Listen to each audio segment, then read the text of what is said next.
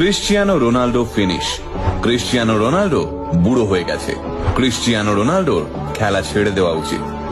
যতবার 7 নম্বর জার্সি পরা এই মানুষটার দিকে নিন্দুকের আঙুল তুলে সব বলেছে, ততবার মানুষটা নিজের খেলার বুটের নিচে সেই সব আঙুলকে গুঁড়িয়ে দিয়ে ফিরে এসেছেন।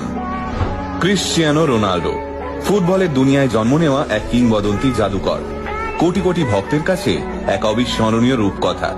তাই হয়তো স্বয়ং বিরাট কিং কোহলি পর্যন্ত ক্রিশ্চিয়ানো রোনাল্ডোর একজন মুগ্ধ ফ্যানবয় হিসেবে স্বীকার করেন, প্রিয় ক্রিশ্চিয়ানো, তুমি সেরা ছিলে, তুমিই সেরা থাকবে।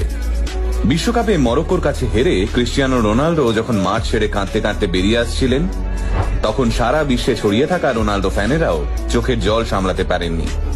কিন্তু এবার ভাবুন, দেশের হয়ে খেলতে নামার কিছুক্ষণ আগে একটা ছেলের কাছে খবর এলো তার বাবা মারা গেছে। খবরটা পেয়ে ছেলেটা হাউ হাউ করে কাঁদলো, কিন্তু তা সত্ত্বেও সে খেলতে নামলো। আর রাশিয়ার বিরুদ্ধে সেই খেলায় ছেলেটা খেতাব পেল ম্যান অব দ্য ম্যাচের। আগে হ্যাঁ বস, এটাই আমাদের ক্রিশ্চিয়ানো রোনাল্ডো। শূন্য থেকে লড়াই শুরু করা তরুণ প্রজন্মের কাছে পরিশ্রম আর ডেডিকেশনের একটা জল জ্যান্ত উদাহরণ। কি ছিল ছোট্ট ক্রিশ্চিয়ানোর কাছে?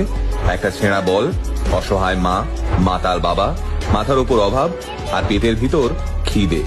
ব্যাস এইটুকু সম্বল নিয়ে লড়াই শুরু করা ছেলেটা আজ প্রায় 8,000 কোটি টাকার মালিক। সৌদির আল নাসের